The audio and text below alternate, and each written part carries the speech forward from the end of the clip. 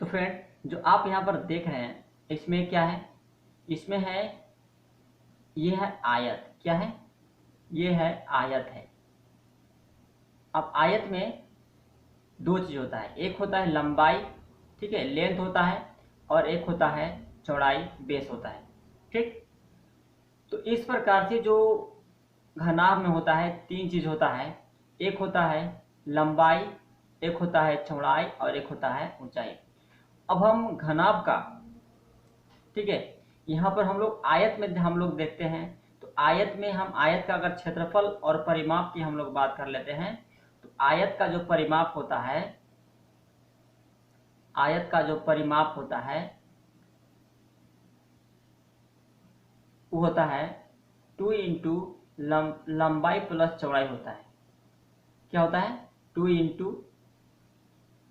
Into लंबाई plus चौड़ाई होता है। ओके, और आयत की हम लोग क्षेत्रफल की हम लोग बात कर लें,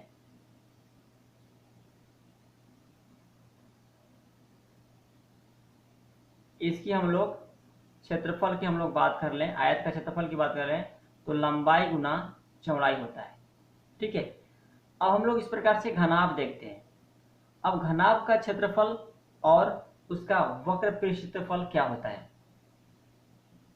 तो फ्रेंड अब हम लोग बात कर लेते हैं घनाभ के पार्श्व पृष्ठीय क्षेत्रफल और घनाभ के कुल पृष्ठीय क्षेत्रफल के बारे में। ठीक है, अब घनाभ के पार्श्व पृष्ठीय क्षेत्रफल और घनाभ के कुल पृष्ठीय क्षेत्रफल की हम लोग गणना करते हैं कि घनाभ के पार्श्व पृष्ठीय क्षेत्रफल क्या होता है और घनाभ के कुल पृष्ठीय क्षेत्रफल होता क्या है।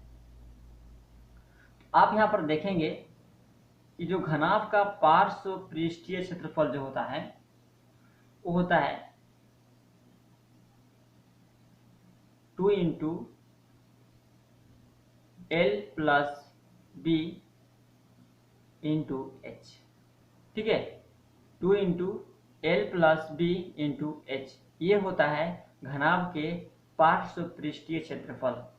अब घनाभ की कुल पृष्ठीय क्षेत्रफल की हम लोग बात कर लें तो इसका फॉर्मूला जो होता है 2 इंटू एल गुना बी प्लस बी गुना एच प्लस एच गुना एल। ठीक है, अगर हम इसको हल कर लें तो 2 into l b plus b h plus h l, ये हुआ घनाभ के कुल पृष्ठीय क्षेत्रफल। ओके फ्रेंड, तो फ्रेंड ये रहा आपका प्रश्न। अब ये प्रश्न क्या कहता है थोड़ा ध्यान देंगे। इसमें प्रश्न कह रहा है कि एक घनाभ की लंबाई, चौड़ाई और ऊंचाई, ठीक है, क्रमशः दिया हुआ है। कितना? 12 मीटर, 8 मीटर और 4 मीटर दिया हुआ है। तो फ्रेंड हमको यहाँ पर निकालना क्या है, घनाभ का पार्श्व पृष्ठीय क्षेत्रफल निकालना है। ठीक है, क्या निकालना है? घनाभ का पार्श्व पृष्ठीय क्षेत्रफल हमको निकालना है। अब हम निकालेंगे कैसे, तो यहाँ पर जो दिया है पहले उसको लिख लेंगे। ठीक है, यहाँ पर दिया हुआ है लंबाई, एल दिया हुआ है। एल कितना दिया हुआ है? एल जो है आपका, पहले एल है तो पहले वाला नंबर एल होगा, मतलब एल 12 मीटर दिया हुआ है। बी की हम लोग बात कर लें, यानी चौड़ाई की हम लोग बात कर लें, तो बाद में सेकेंड नंबर पर बी है तो सेकेंड वाला यहाँ पर क्या होगा?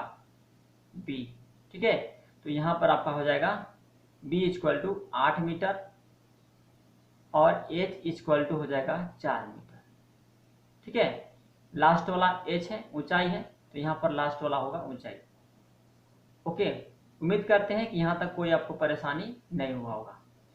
अब हम लोग बात कर लेते हैं कि घनाभ के पार्श्व पृष्ठीय क्षेत्रफल का सूत्र क्या होता है।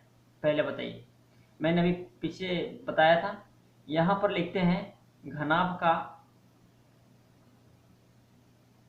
का पार्श्व पृष्ठीय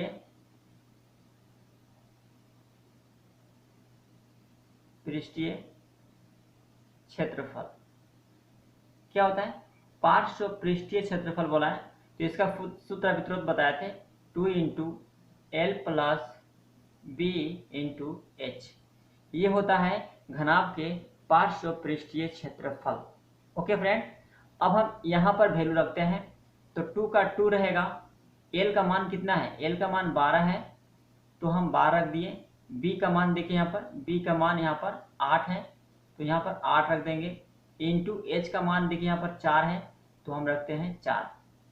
इस प्रकार से फ्रेंड पहले कोष्टक को हल करते हैं। बोर्ड मास के नियम याद रखिए, पहले ब्रैकेट को। ओके, तो 12 वाट कितना हो गया, 20। एच का मान यहाँ पर नहीं रखे तो रख देते हैं 4। अब क्या करेंगे, सबको मल्टीप्लाई, 20 दूना के 40 और 4 करेंगे, तो कितना, इसको हम अगर मल्टीप्लाई करते हैं तो 40 चौका होता है 160। मतलब फ्रेंड कि जो ये घनाभ का जो पार्श्व पृष्ठीय क्षेत्रफल जो है आपका कितना आया, आपका आया 160 मीटर स्क्वायर आया। तो इसमें करना कुछ नहीं है, बस जो प्रश्न दिया हुआ है वो प्रश्न लिख करके यहाँ पर घनाभ का पार्श्व पृष्ठीय क्षेत्रफल को लिखना है, और इसके बाद जहाँ पर जिसका मान है वहाँ पर रख देना है, उसके बाद हल कर देना है। निश्चित रूप से आपको यहाँ पर आंसर आएगा। ओके, अब हम लोग चलते हैं, एक सवाल हम लोग देख लेते हैं, इसके बाद हम लोग चैप्टर में एंट्री लेंगे। ये बेलन पढ़ने के बाद एक सवाल हम लोग कुल पृष्ठीय क्षेत्रफल देख लेते हैं। चलिए फ्रेंड, अब हम एक प्रश्न देख लेते हैं, घनाभ के कुल पृष्ठीय क्षेत्रफल को हम कैसे निकालेंगे। इसके बाद आपको हम HW के रूप में देंगे, आप उसको हमको बना के दिखाइएगा, कमेंट में बताइएगा, ठीक है। यहाँ पर आपका प्रश्न देखिए, समझिए। एक घनाभ की लंबाई कितना है, 12 cm है, चौड़ाई 2 सेंटीमीटर है, और इसकी जो ऊंचाई की हम लोग बात कर लें तो 3 सेंटीमीटर है, ठीक है। घनाभ की लंबाई, चौड़ाई, ऊंचाई, ओके, कितना है, लंबाई कितना है। अब जो दिया हुआ है यहाँ पर पहले हम लिख लेते हैं, हम कर रहे हैं सोल्व। क्या क्या दिया हुआ है, लंबाई दिया हुआ है 12 cm, चौड़ाई जो दिया हुआ है यानी b 2 सेंटीमीटर दिया हुआ है, और ऊंचाई की हम लोग बात कर ले h तो 3 सेंटीमीटर दिया हुआ है। हमको निकालना है घनाभ के कुल पृष्ठीय क्षेत्रफल। इसका हम लोग सूत्र जानते हैं, ठीक है। घनाभ के कुल पृष्ठीय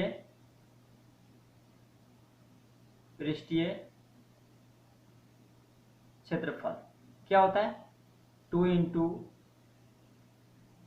LB plus BH plus HL, ठीक है। अब हम क्या करेंगे, हम यहाँ पर सूत्र जो भी यहाँ पर दिया हुआ है, यहाँ पर लंबाई, चौड़ाई, ऊंचाई है, सूत्र में हम इसको रखेंगे, फॉर्मूला में जो दिया है।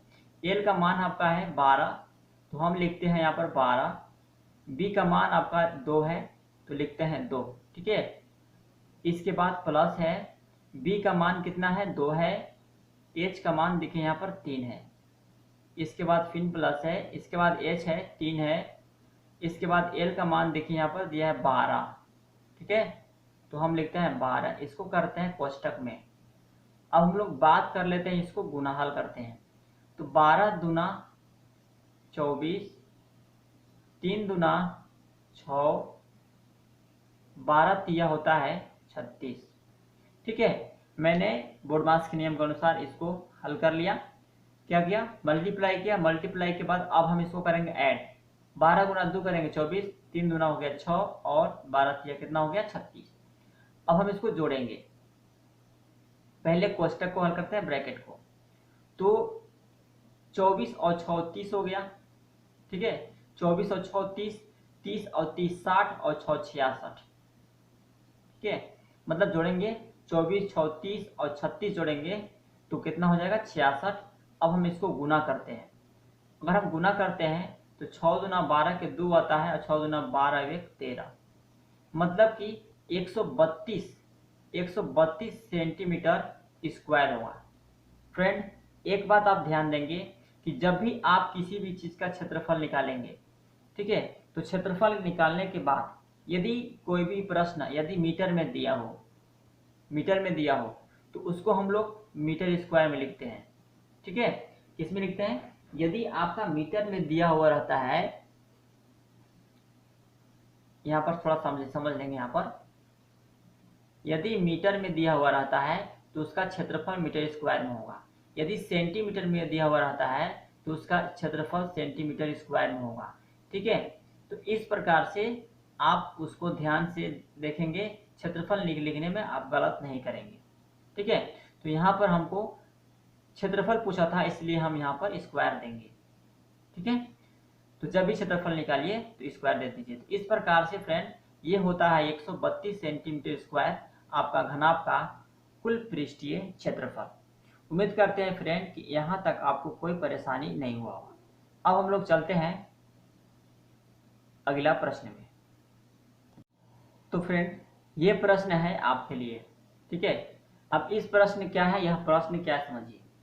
मान लीजिए कि किसी भी घनाभाकार वस्तु है, ठीक है, उसकी लंबाई 3 सेंटीमीटर है, चौड़ाई भी 3 सेंटीमीटर है और जो उसकी ऊंचाई है वो 5 सेंटीमीटर है। ठीक है, मान लीजिए कि इसकी लंबाई क्या है, घनाभाकार वस्तु है जिसकी लंबाई 3 सेंटीमीटर है, चौड़ाई भी 3 सेंटीमीटर है, लेकिन उसकी ऊंचाई जो है 5 सेंटीमीटर है। तो फ्रेंड आपको यहाँ पर बताना है कि घनाभ की कुल पृष्ठीय क्षेत्रफल। ठीक है, ध्यान रखेंगे, घनाभ की कुल पृष्ठीय क्षेत्रफल आपको निकालना है। घनाभ की कुल पृष्ठीय क्षेत्रफल क्या होता है और घनाभ के पार्श्व पृष्ठीय क्षेत्रफल भी आपको यहाँ पर ध्यान देना है। दो चीज निकालना है, एक चीज निकालना है घनाभ का कुल पृष्ठीय क्षेत्रफल, ठीक है, और एक निकालना है घनाभ के पार्श्व पृष्ठीय क्षेत्रफल। दोस्तों आप इसको निकाल करके हल करके उम्मीद है कि आप मुझे कमेंट में जरूर बताएंगे। ठीक है, आप मुझे कमेंट में जरूर बताएंगे, हम आपकी कमेंट का इंतजार करेंगे। अब हम लोग चर्चा करने वाले हैं बेलन की। ठीक है, किसकी, बेलन की चर्चा करने वाले हैं। अब हम लोग बेलन पढ़ेंगे।